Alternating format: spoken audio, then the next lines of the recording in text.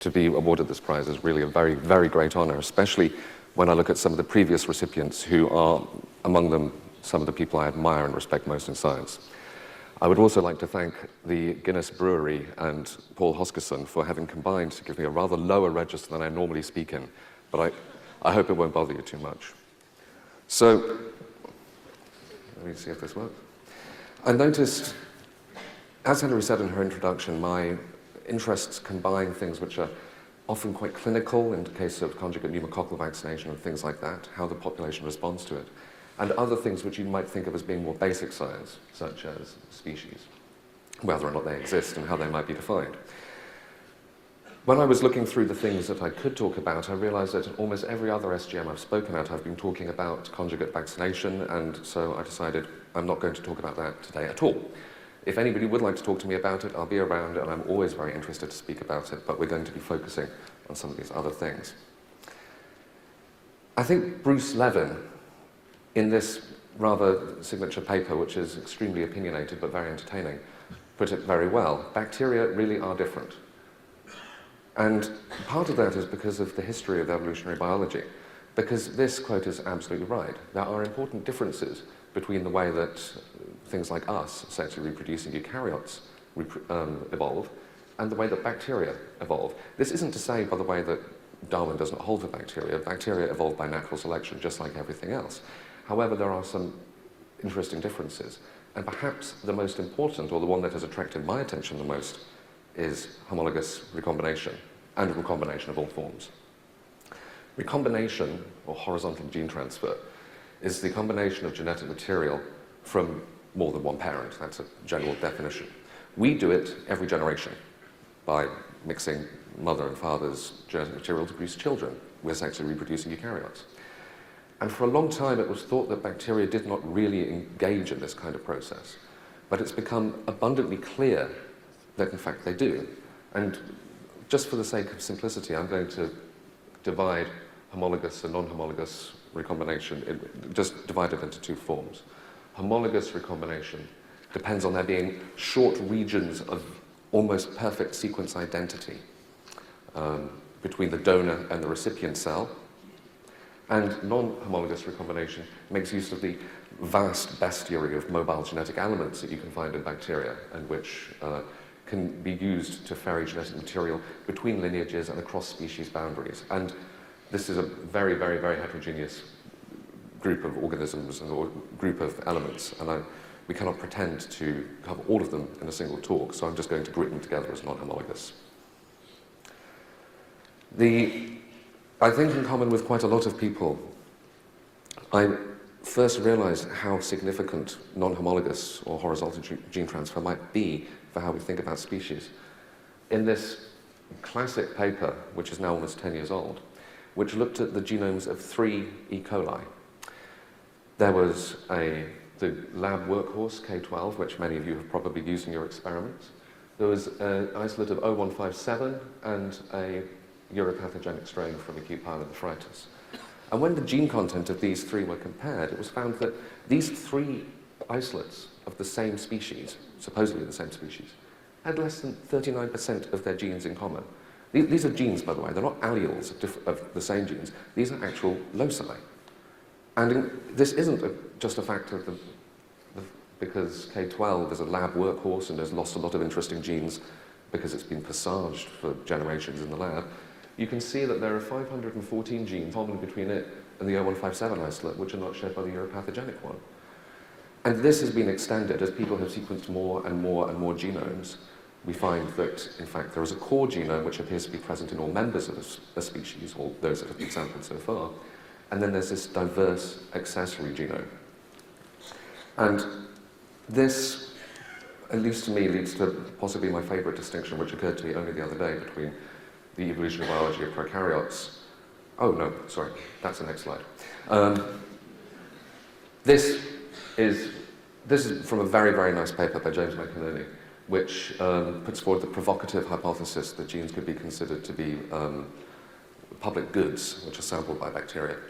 And I think of it in a slightly different way, which I think it's possible we could view genes or bacteria as just bags of genes that have been brought together for transient benefit.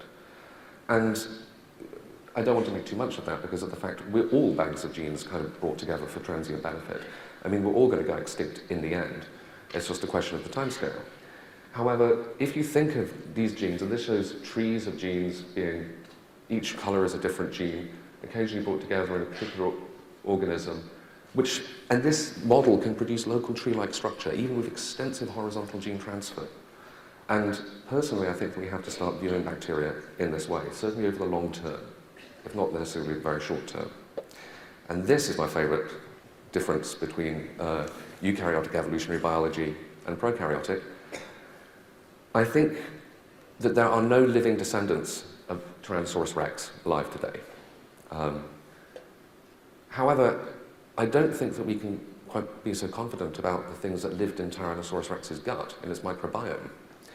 I would be willing to bet that there is a direct descendant of at least one gene of an organism which colonized the Tyrannosaurus rex gut that is still in existence today and may be quite successful.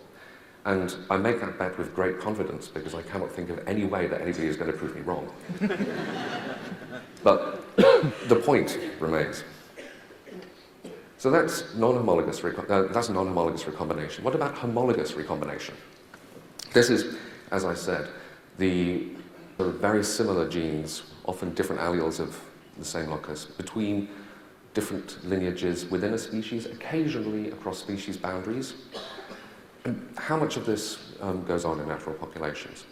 This landmark paper first posed the question of exactly how much homologous recombination would be required to remove the apparent signal of clonality that results from the bacterial lifestyle of dividing by binary fission.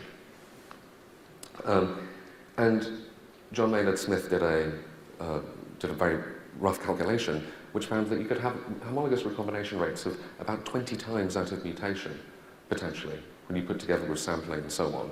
And you'd still find it would still be insufficient to obliterate linkage disequilibrium, which is a classic method or a very simple statistic for testing clonality. Therefore, bacteria could be having a lot more homologous recombination than we'd have thought up to that point. And the way that this has been investigated, and Hilary pointed this out, has actually borrowed a lot of data from this method of typing, which is used by molecular epidemiologists.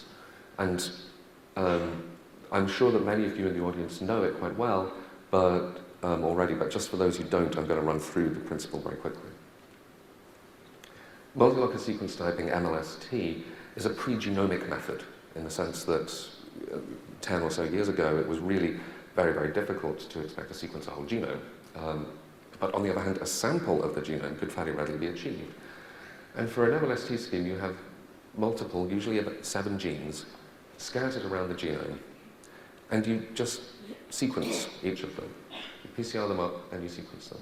Obviously, you always sequence the same 7 genes for a particular species that you're interested in. And you determine their nucleotide sequence, and then each unique allele that you find is assigned a number via a database on the web. This means that you can say that there is allele number 4 at this locus, and you can retrieve from that the sequence if you wish to. And then the combination of these gives you the sequence type. And this sequence type is a convenient means for identifying lineages, or clones often they're described as, even though that doesn't necessarily mean they're clonal, of important organisms. And the method has been applied to many pathogens, and not just pathogens, in fact other things as well. And the online databases now contain, in cases, tens of thousands of isolates. And I think that really the microbiological community should give themselves a pat on the back, because it's a phenomenal resource and it's really taught us a lot. And I think that we have a lot to learn from it as we're going to be moving forward to try and incorporate more genomic data. So when I started looking at this, my friend Christoph Fraser and I started wondering if it would be possible to model MLST data. And it's a very, very simple thing to model, if you think about it, because an MLST type is just a string of 7 integers. And you can model mutation just by saying that with a particular rate, the mutation rate, a new allele is produced. And then you can say that recombination occurs with a specified rate, the recombination rate, and that shuffles allelic variation between different genotypes, picked at random from the population. And we developed both a computer simulation of this process and an analytical solution to enable us to estimate the recombination rate and the mutation rate from natural samples. And the first thing we found that was extremely unexpected was that with a minor tweak to the model, which I won't go into now, but with a very minor tweak, samples of 3 major pathogens were actually consistent with neutrality, meaning that they're neutral drift, so that there was no selective process that we could model going on in the production of their population structure.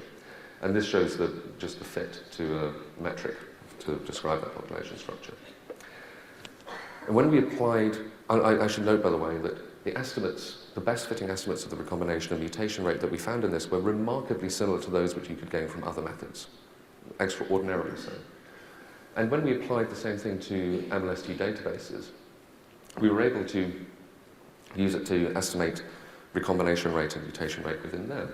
And this essentially looks at the way in which, as you increase the mutation rate and you increase recombination rate, diversity increases as well. The further down here you go, the more diverse the population.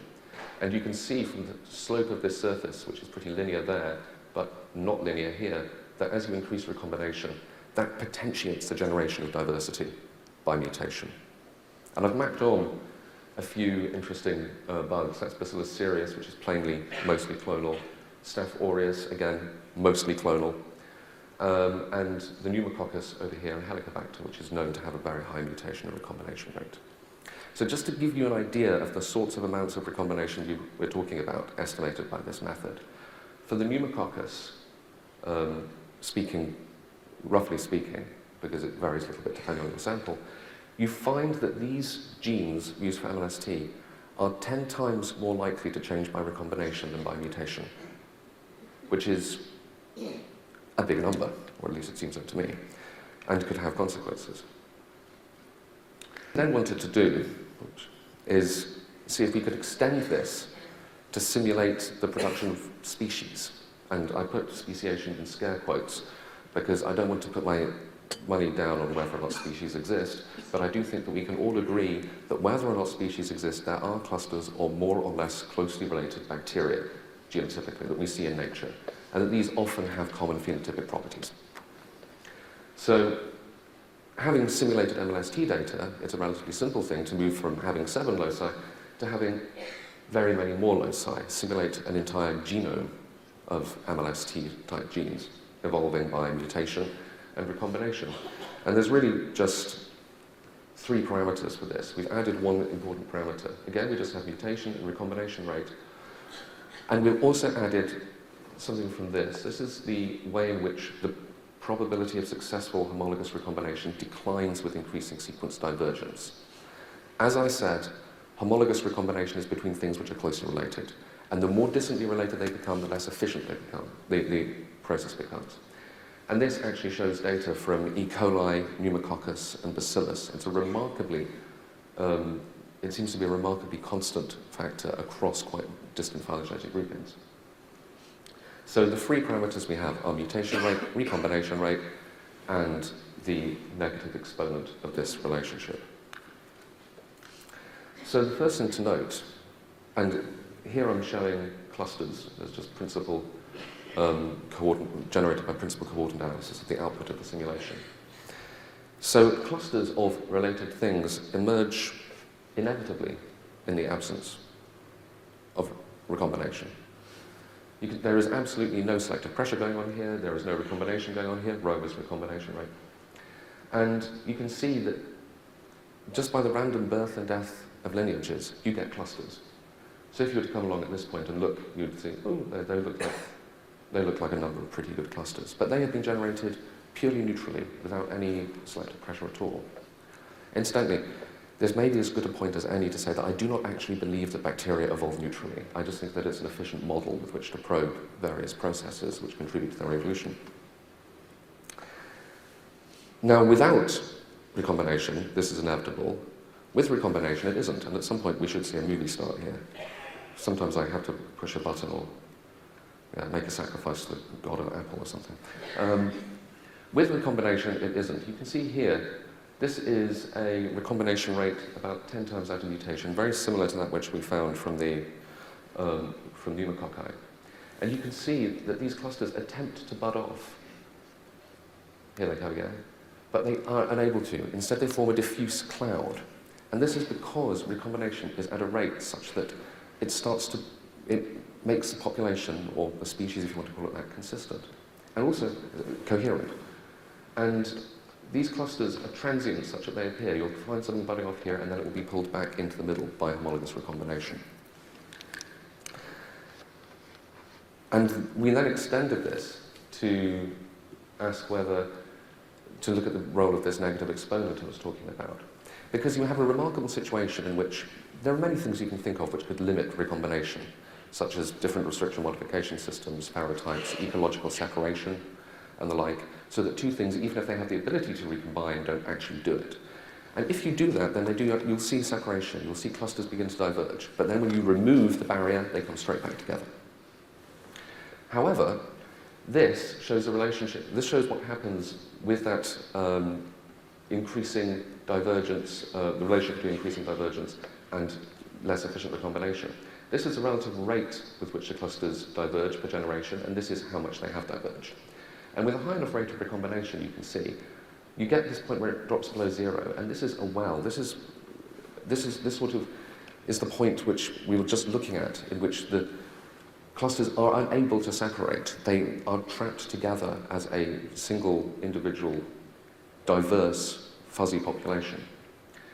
But if you allow them to, through some barrier to recombination, to diverge to that point, and then you were to bring them back together, they would be together, they would be separate irreversibly. That is what I think is as good a point as any to call the speciation point.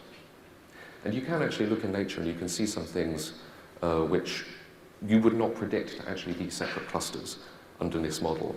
And when you observe that they are separate clusters, that's quite interesting because it suggests that there's some ecological barrier which is keeping them such. Now, I said something about going to data, because almost all of that was to do with models. When you look at the structures of population or of species in nature, you often find when you look at recombinogenic species such as Neisseria here on the left and Streptococca here on the right, that they have this, what we call the fuzzy structure. This shows this is a tree generated from concatenated MLST sequences of Neisseria meningitidis, Neisseria lactamica, Gonococcus, and a few other Neisseria species. And this is the same thing done for Streptococci. And if there are any phylogeneticists in the audience, and I think there are, please be assured that I do not think that these are really good phylogenies. Recombination scrambles the signal, however, to be able to discern these clusters. Now, the reason why we term these fuzzy species is because you can see here, between Lactamica and Meningococcus, these sort of forms walking towards each other along that branch. And these are, in fact, when you examine them, mosaics. They contain some genes which are typical, or some MLST loci that are typical of one species, and others that are typical of the other. They seem to be, these are the fuzzy fringes, where one species is not, with this method at least, quite separate from another. And you can see the same thing here. Now, quite a lot of species, if we can use that term, seem to have a structure a little bit like this. However, I do think that we have to be very, very careful because it is entirely reasonable to think that they could be produced by mixed cultures or some other similar mechanism. However, going back looking at the Neisseria again, I think that we have pretty good evidence that there is something going on. Because when we did a further analysis of over 8,000 genotypes from the MLST website, we could divide it up into 40 different populations characterized by having more or less genetic material in common. And there were 4 groups that we identified which contained significant quantities of isolates identified as both species. So you can see here they're very closely related on this tree, but some of them are identified as meninge and some are identified as lactamica by laboratory tests. When you look at their genetic material, they also contain genetic material which is typical of more than one species. It's not just that their phenotypes are more difficult to discern, they contain genetic material which is also difficult to separate between meninge and lactamica. And we were able to do some limited transformation experiments with a few strains that suggested that isolates in the fuzzy fringes here actually had a higher tolerance for DNA from other species, that they were more able mechanistically to recombine. And those experiments are very few in number, and I don't want to hang too much off them, but it does suggest to me that something real is happening. But to be suitably, I don't want to take my own work too far, because I think this is all based still on 7 loci. I want to be circumspect about it. We will not really know the answer to this question, I think, until we get genomics, and it's commonplace to sequence whole genomes of almost every isolate that comes in, and that day is probably closer than we think. It may be that these clusters also reflect some specific habitat associations, and they're not actually fuzzy species at all, they're just different species. And that the ones we're looking at here, for instance, are things that happen to colonize kids of the same age and are more likely to meet each other ecologically and recombine. So in that case, what we've called fuzzy species may reflect limits to discrimination rather than any biological reality. But I want to close talking about species by pointing out that it's not a problem which is unique to microbiology or to bacteriology. This animal contains some features which are typical of a lion, like a mane, and you can probably see the stripes on its body. And these things are known, they're called ligers or tigons, and they result from things like this, which happen in zoos. And much as people will say that, oh, but these things are hybrids, they're sterile, they're not actually sterile. You can breed this back to a lion or a tiger and you can get viable offspring. So, were tigers and lions to be mixing on a regular basis and doing this on a more regular basis, there would be gene flow between the two species. And I think that sometimes bacteriologists and microbiologists can forget a little bit that there are things to be learned from the study of larger organisms as well. Now, if recombination is as pervasive as I say it is, then it could have important consequences clinically, not only in terms of what a species is. It is pervasive in the bacteria, it happens within species, it transfers genetic material between species, and therefore I think it's a reasonable question to ask, are all strains in a population equally likely to take up DNA? Because if there's any variation in that, it may be that some strains are more likely to pick up antibiotic resistance or virulence loci. We know already that recombination has been responsible for transferring resistance from some streptococcal species into the pneumococcus in the past, and also between licereal species as well. So if some organisms or if some members of a species are more likely to take up DNA, then they could be at higher risk of developing these traits. We address this doing a statistical analysis of nearly 2,000 distinct streptococcal sequences, mostly the pneumococcus, a few from other species for context. And I apologize to Julian and anybody else who's colorblind in the audience, but we divide the pneumococcus up into 3 distinct clusters, and they're shown in yellow, green, and red. Now, in this graphic, which shows admixture between the populations, each column represents the genetic material or the genotype of a single genotype, basically, and how it's assigned to each population or each cluster. If you see a column which is entirely red, that means that all of the polymorphisms that were found in that genotype are typical of the red cluster. Whereas if you see something like most of the yellow ones, that means that some of the polymorphisms in that genotype are typical of the red cluster, and some of them are typical of the yellow cluster. It is a mosaic of things from more than one population. And if you look, you can see that it looks as if cluster 4 does tend to be mosaic quite a lot of the time, and this may be easier to see on this figure, which actually shows gene flow. These arrows here represent the proportion of the polymorphisms in each cluster which are typical of that cluster.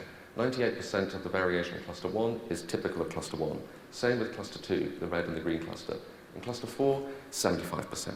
So 25% of the genetic variation appears to be typical of something other than the cluster which it falls into.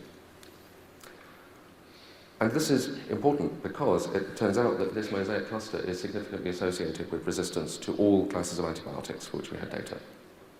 And this is not just one class of antibiotics which are acquired by a similar mechanism. it's penicillin, erythromycin, tetracycline, chloramphenicol, and cefotaxime. Some of these develop resistance by really quite different means. Efflux pumps, for instance, or OMB in the case of erythromycin, whereas in penicillin it's penicillin binding protein. Some of them are required by homologous recombination, others by non-homologous recombination, and it appears that this is just non-specific. All types of recombination are more common within this particular lineage. And this is robust to a number of... I really tried to knock this down before publishing it, but I still can't manage to, so I'm assuming it must be real, or somebody clever than me has to come along and tell me why it's not. This leads me to wonder whether or not recombination rates are variable. And this just shows some closely related pneumococci, and I've circled in pink some intercontinentally distributed multi-resistant clones. And these are all, if you recognize this as an E-burst diagram, it means that all of the lineages here are very closely related. There have been 3 independent acquisitions of resistance, lots of resistance, among closely related things. And if you look at the population as a whole, you just do not see resistance emerging that often. So I think it's reasonable to ask whether or not some lineages are more likely to recombine and possibly take up more DNA. And there is evidence beginning to emerge from genomics, and we're going to do a shout out to Stephen Bentley in the phylogeography session, which, if you haven't been to it, is really good, to suggest that this may be the case. I'm now going to shift gear completely and spend a very short time talking about a virus, because, as Hilary said, I have done some work on viruses. And this relates to the difficult question of virulence. Virulence is an interesting evolutionary problem.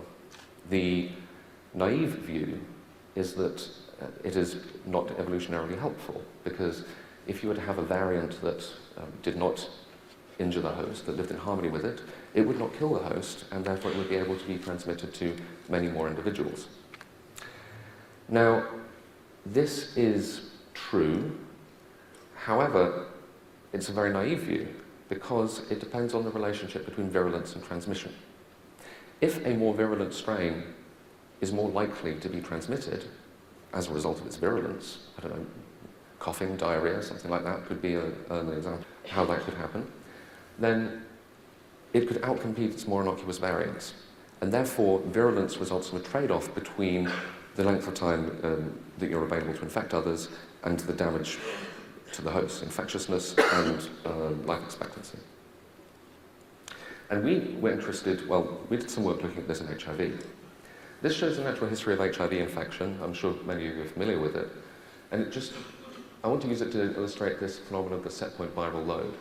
Viral load is a number of copies of HIV RNA per mil of peripheral blood. Shortly after infection, you see a spike of primary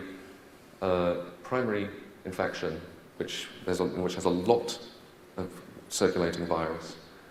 And following this, the viral load decreases to the thing which is termed the viral load set point, where it remains for some time, during which there's asymptomatic infection, until eventually it starts to climb as AIDS develops, and eventually the host dies. Now, this is a cartoon. Now, in reality, viral load set point varies significantly among hosts. If you take multiple samples from the same host, they're more similar to other samples from the same host than they are to people from the population at large. And set point viral loads that are higher are known to be correlated with higher infectiousness. If you've got a higher set point viral load, you're more likely to transmit, but also with shorter life expectancy, so there are going to be fewer opportunities to do that transmission. Now, this leads to a classical life history trade-off, the kind of thing that I was just talking about.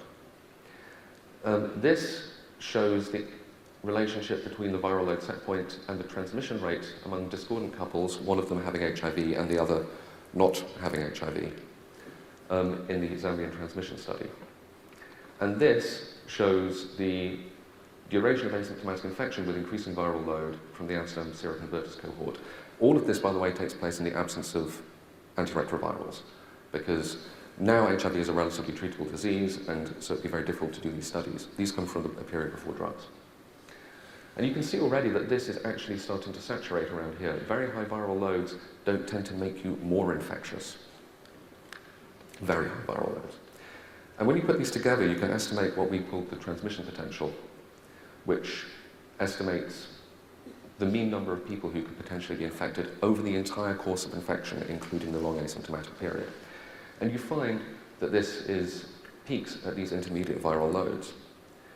And when we started doing this, we were actually thinking of it from a public health point of view. It was a question of if you have people with very high viral loads and you treat them and they were to become intermediate in terms of their viral loads, would you actually have a perverse outcome because those people would live longer and have the opportunity to transmit more? But when we saw this, and that the transmission potential, which is shown as this curve, the most common viral loads are very, very, very well correlated with those that we would predict to be the most successful viral loads. We started wondering if you could say this was some kind of evolutionary trait, this was an adaptation, had evolved, that the virus has adapted to maximize its transmission potential during asymptomatic infection. And this has been, it's fair to say this has been very controversial for reasons, many of them very good reasons, which I do not have the time to go into now. I'm very happy to talk to anybody about it later. I want to focus on just one point. Is set point viral load a heritable property of the virus? In other words, is it correlated between the person who does the infecting and the person who's infected? Because if it isn't, natural selection cannot work on it. If you're having natural selection for height, if two tall people are no more likely to have a tall offspring than people around them, then natural selection will not be able to work on it. So the question can be reduced to whether or not set point viral load is heritable. And it appears that it is. This is a slide showing the results of several studies. This is the one that I was involved in. And heritability is shown here as R squared, which you can see as relating to the proportion of the variability in set point viral load, which can be explained by the person who did the infecting, or the viral load of the person doing the infecting. And this is genetic evidence of linkage. This refers to how careful we are in saying that this person infected that person. Because you can, even when you have a discordant pair, if one of them becomes HIV, it doesn't necessarily mean that they were actually infected by their partner. They could have been infected by somebody from outside the relationship. And you can see that the stronger the evidence of linkage, generally speaking, the stronger the evidence for heritability seems to become as well. And just for the sake of comparison, these compare very respectively with the known and accepted effect of host genotype on set point viral load. I don't want to say that it's necessarily more important than host genotype. I just want to say that it appears that it is heritable, and if it's heritable, then natural selection could surely act upon it. I want to close by saying a few things about sequence data in epidemiology. Now, this is already well established in the study of viruses like HIV, and also for deriving epidemiologically useful information from something as simple as the structure of a genealogy or a phylogeny, using various suites of methods. And I just put this up as an example because it's something which I was involved with, in which we were able to estimate the R0, which is a fundamental epidemiological parameter. It's the, if you've seen Contagion, you know this, but it's the mean number of people who are infected by one infected host in an entirely susceptible population. And we were able to estimate this from sequence data alone, roughly 3 weeks after the outbreak was first recognized. And the estimates that we came up with compared very respectably with those that were emerging from old-style foot leather epidemiology. I should say, by the way, I think that that was good luck. I think that we had a great deal of luck in terms of the samples we got, and a lot more work is needed to really make this into a robust science in terms of outbreak response, but it suggests the potential. Now that's viruses. What can we do with bacteria? Again, check out the phylogeography session. This paper, which is already a classic, looked at the phylogeny and the phylogeography of MRSA strains. These are all from whole genome sequences. And it was able to demonstrate good evidence of phylogeographic structure and relative short diversification within one hospital. I want to just emphasize the importance of the power of sequencing more than one isolate. If you sequence one isolate, you have just one snapshot, but bacteria populations are varied. If you sequence another isolate, you can say something about the diversity within that population. It's probably not going to be the same. It may vary in gene content. And the more you sequence, you get returns which are not to scale. You get, the more you sequence, the better it is, essentially. It allows, as I say, study of phylogeography, it allows dating, it gives unparalleled resolution for epidemiological purposes. If you think about the methods which have been used in the past, like PFGE, and actually I'm going to come to that in a moment, but we do have to consider that recombination is a potential confounding factor, because recombination is, makes building phylogenetic trees rather difficult. But this illustrates one way which has been devised of dealing with that. And this is a paper by Nick Croucher, who did this while he was at the Sanger. He's now a postdoc with me. And this shows, again, population genomics of a single resistant clone of pneumococcus. Just one resistant clone, one ST that we were talking about in MLST earlier. And this is the amount of variation within it after recombination has been removed.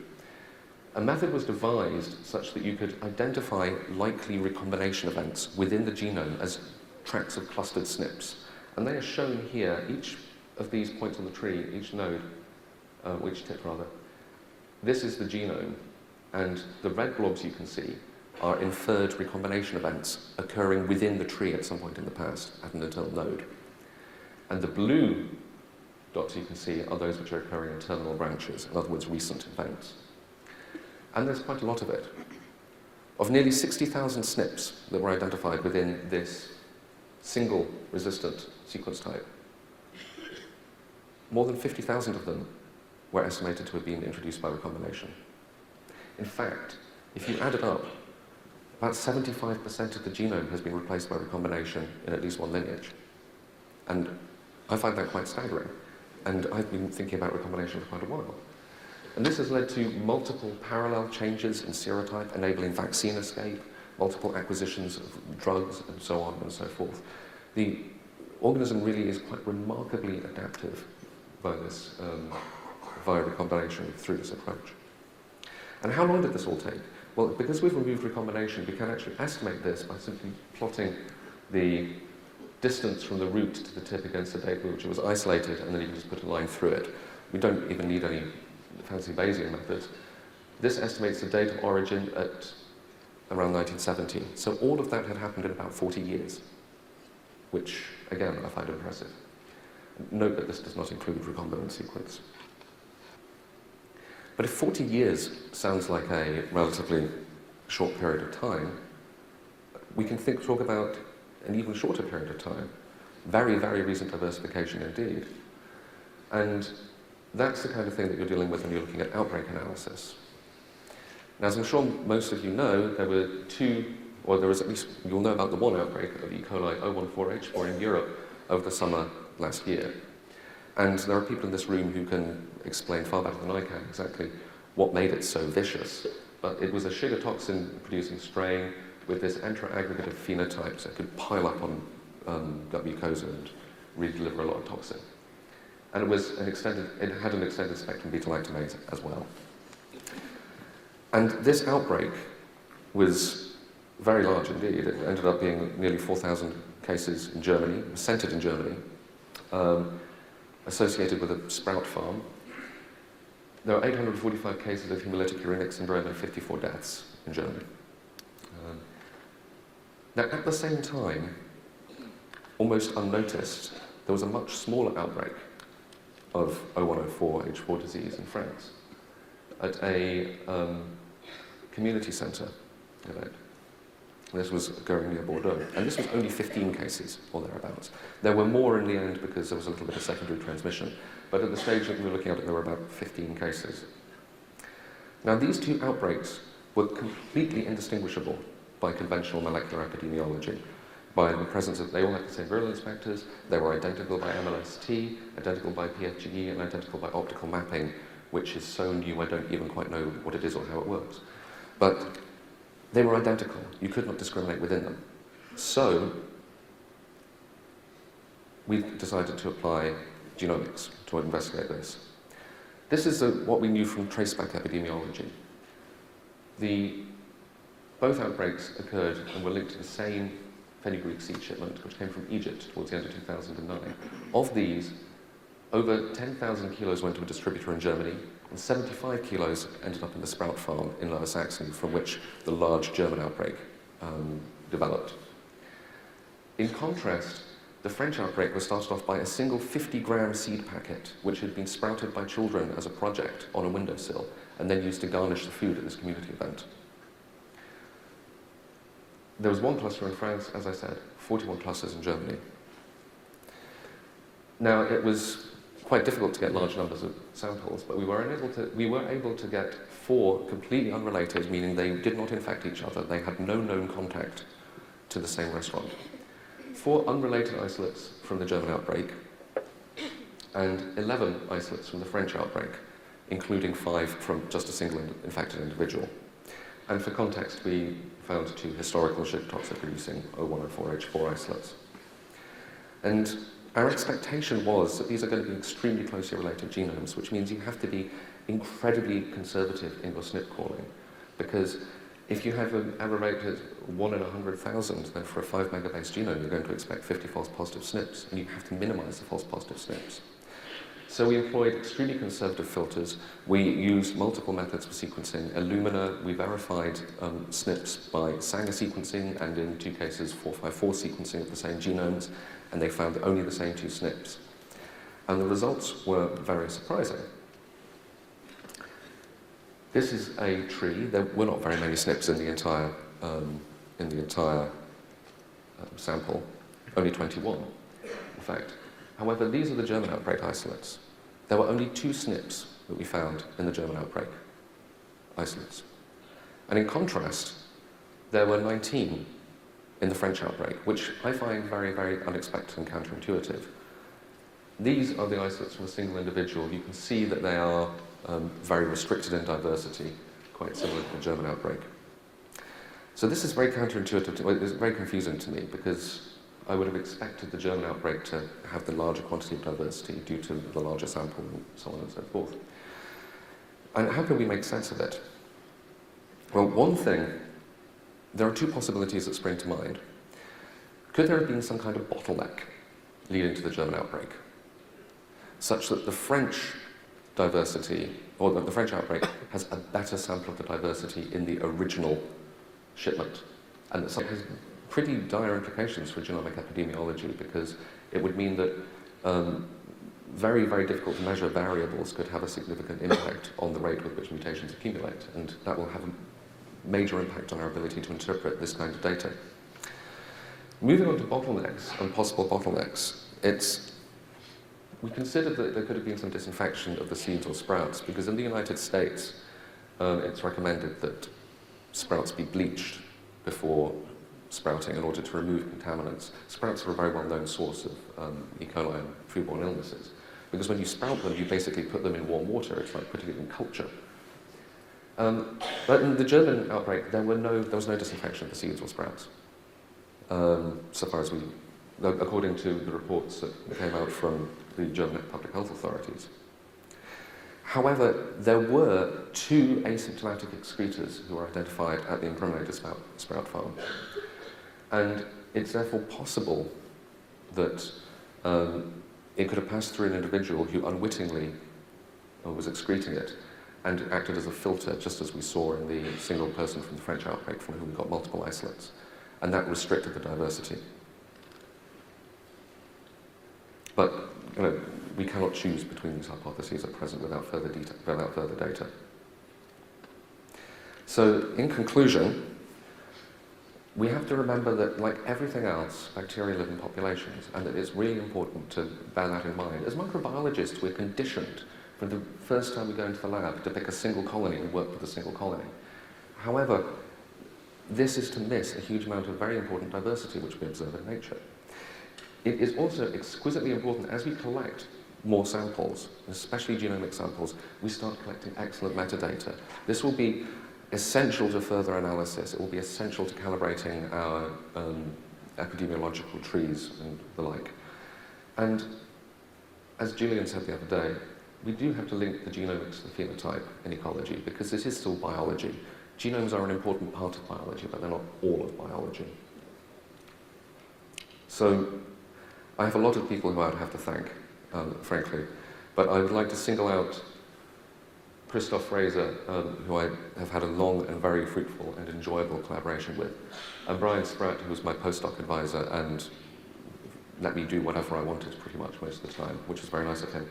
And I'm especially pleased because Brian won this prize 30 years ago. And if I can be half as productive and original as he has been in the subsequent 30 years, then I'll be a very happy boy.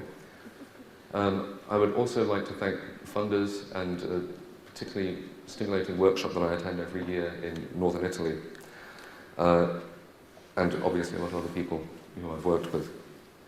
And I want to close by just making a comment about this almost vertigo I get when I think about genetic variation.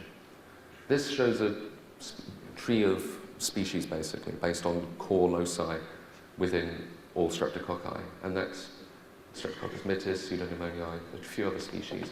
That little dot there is a pneumococcus. Zooming in on it, this is a tree from MLST data, and you can see that there's that much diversity within it. Then when you take one sequence type, and this is incidentally a sample of one sequence type from a geographically restricted location, this is the genome tree. So when you consider the number of bacteria that there are on the Earth, as Julian said in his talk on Monday, there are more bacteria on Earth than there are stars in the known universe, which is a phenomenal statistic. And I can only add to it by noting that at the current rate with which genome sequencing is increasing in speed and the number of genomes entering the databases, we should have sequenced all of them by 2148. However, I also calculated that in order to do that, we would require more Eppendorfs than there is room for in the known universe, so it's probably not going to happen. However, it's worth remembering this astonishing diversity that's out there. Bacteria, I mean, telling this crowd this is ridiculous. It's like bringing Coles to Newcastle or Guinness to Dublin. But bacteria are involved in every ecological process, fundamentally involved in every ecological process. The carbon cycle, the nitrogen cycle. They die. Somebody told me the other day that 50% of the bacteria in the sediment of the oceans die in phage epidemics every day. And of course they kill us in our millions. And yet we're only scratching the surface and understanding them. We should remember that this is actually their planet, and we are just short-term tenants. Thank you.